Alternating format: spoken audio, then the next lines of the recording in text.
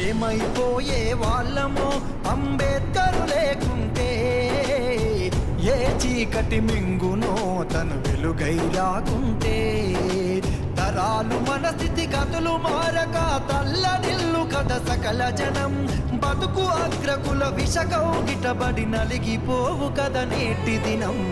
ఏమైపోయే వాళ్ళమో అంబేద్కర్ లేకుంటే, ఏ చీకటి మింగునో తను వెలుగై రాకుంటే.